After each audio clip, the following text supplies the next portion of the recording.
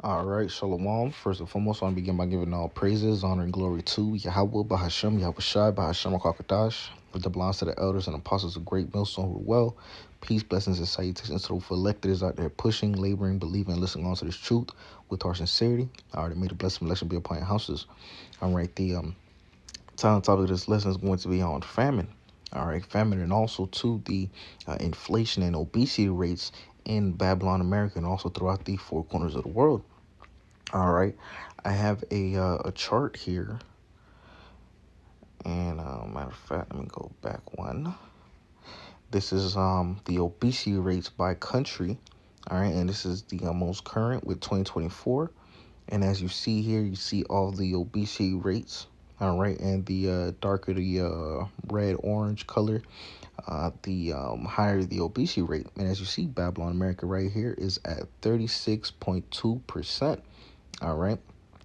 And if you look uh, throughout the map, Babylon America is, if not the highest, is one of the highest um, obesity rates. All right, this is in 2024. And if we go back to 2022, all right, as you can see here, Babylon is still up there.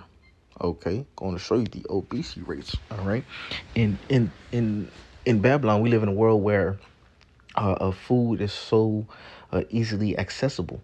All right, we live in a real gluttonous, greedy society where at a push of a button, you can have a 10-course meal at your doorsteps, man. All right, these people are so used to getting things, you know, quickly, easily. We live in a real popcorn society. All right, we have DoorDash, Uber Eats, all these grocery stores are, right around the corner here and they have everything you need stocked up. But, these people don't know how to, live off the land, till off the land, be a pilgrim. All right, they rely on Daddy Esau for everything. All right, so that's why when famine comes, these people are going to be cooked out here. They're going to be done. All right, because one, the obesity rate is so high, and two, all right, the living situation in Babylon is, these people don't know how to live off of the land. So when famine comes and strikes, these people are going to be done.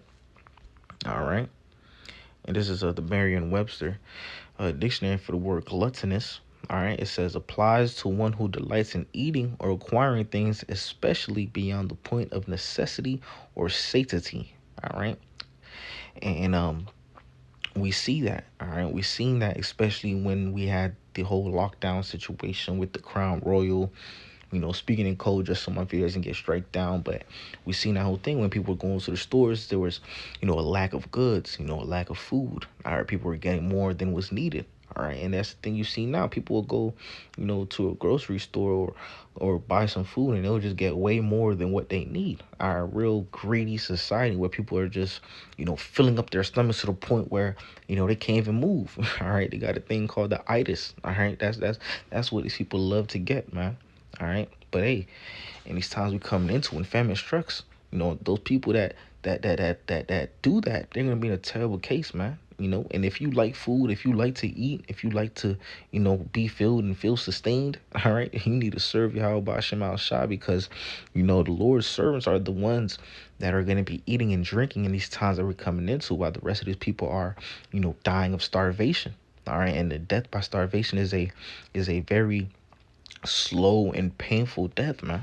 All right, and I'm gonna go into that also. But nevertheless, all right, these are some foods, all right, that are going to be hard to find in 2024, whether it's a shortage in them or whether it's an increase in their pricing due to the lack of the goods. All right, and some of them are butter, oranges, corn, flour, bread, champagne, beer, eggs, vegetable oils, and beef. All right, and when there's a lack of something, then there's increase in the price.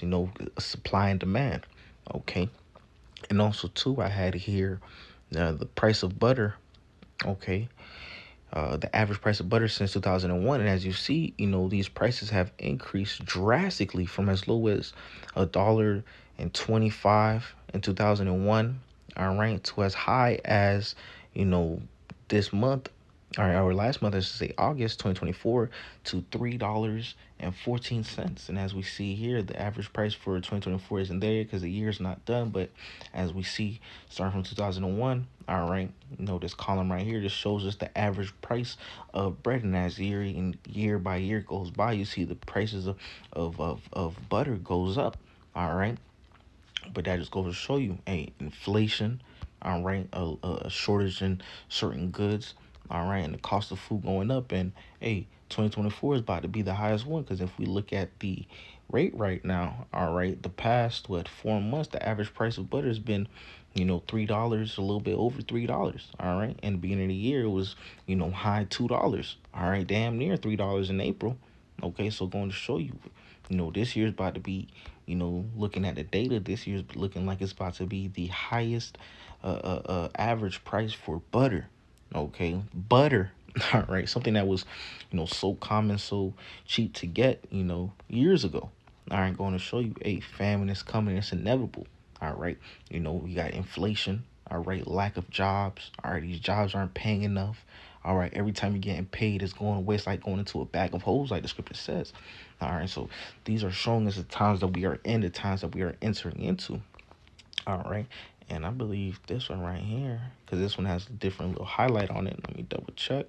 Yep, looks like right here, last year, October, okay, it looks like the average price of butter was the highest it's ever been at $3.38. All right. And this is around holiday season. That's when you're seeing those peaks and the prices go up is around holiday season towards the end of the year. All right, so hey, this year's about to do astronomical numbers. Okay, but these are the times that we are entering into. This is Job, the 5th chapter, verse 20, and it reads, "In famine he shall redeem thee from death, and in war from the power of the sword." All right, so the Lord is gonna, deliver, all right, and sustain, all right, his servants, all right, in the time of famine. He's gonna deliver them from starvation. He's gonna feed them. He's gonna give them drink. All right.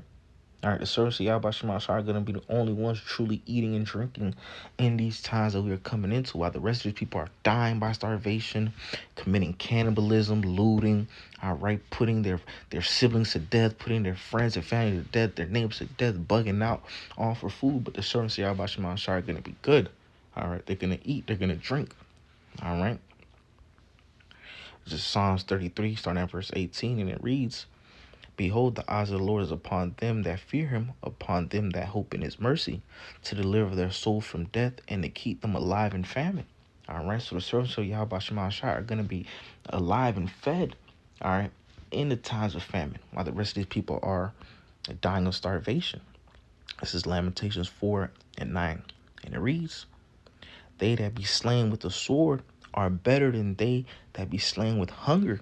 For these pine away, stricken through for want of the fruits of the field." All right, so hey, it's better to die by the sword than to die by famine.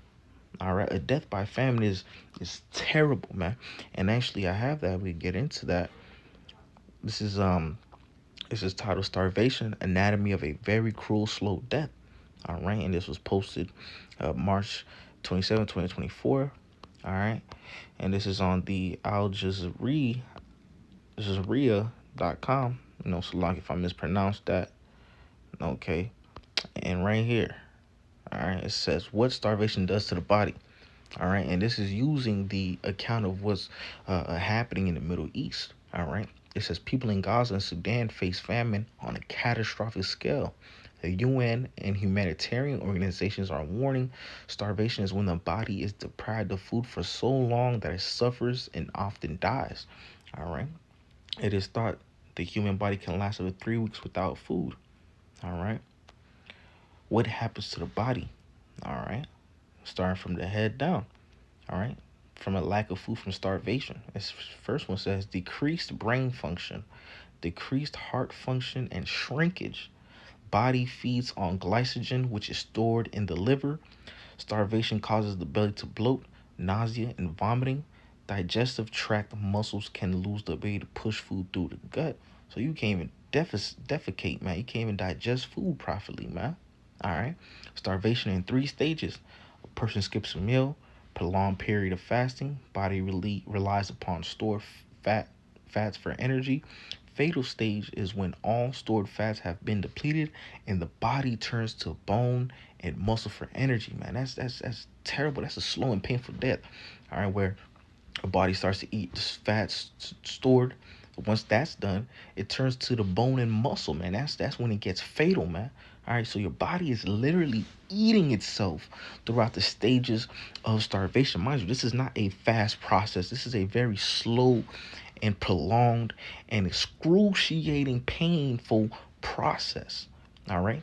And right here it says starvation in a child can have a devastating lifelong effect, resulting in wasting and stunting, severe protein deficiency, causing fluid retention and a swollen abdomen in children. So, hey, both adults and children suffer terribly throughout famine, man, throughout a starvation, all right, a death by famine, all right. The Lord is not a respecter of persons. So in these times we come into, be prepared to see both man and woman and child, old, young, all going through that famine, going through that death by starvation, all right.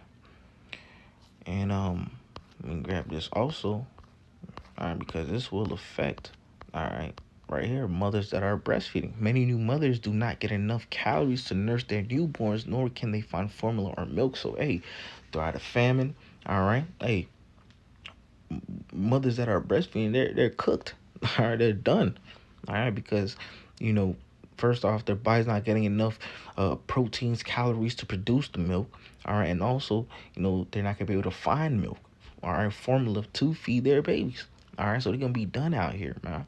All right, these are the fears of famine. This is the terror of the Lord right here, man. All right, this is why you gotta serve Yahweh Shema Shai. Repent, do everything to be found pleasing in the sight of Yahweh Shema Shai, so we are not put in this position like the rest of these people, man. All right. This is Matthew, the 24th chapter. So like in Matthew 24th chapter verse 7, it reads, "For nation shall rise against nation, and kingdom against kingdom, and there shall be earthquake, there shall be famines and pestilences and earthquakes in diverse places." And that's what we are seeing and getting ready to see. All right, wars, rumors of wars. All right, famines. All right, pestilences. All right, earthquakes, various natural disasters happening on the planet Earth. All right, these is all signs and things to let us know the times that we are in, the times that we are entering into, man. So if we want to be kept, if we want to be fed and receive drink and sustain in these times we're coming into, then ultimately we need to serve Yahweh Bashem Al Shah. All right. You know, doing everything to be found pleasing in the sight of Yahweh Bashem Al Shah, praying, fasting, repenting, following the law, such commandments to the best of our ability. All right. Constantly examining ourselves. All right.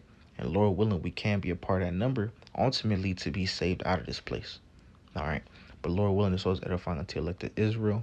With that being said, I want to give all praises, honor, and glory to Yahweh, Bahashem, Yahushai, Bahashem, Kakadash. That belongs to the elders and apostles of Great Millstone who were well. Peace, blessings, citations to those electors out there pushing, laboring, believing, listening on to this truth with our sincerity. Until next time, Shalom, and Abba, Kwame Asherallah, Shalom.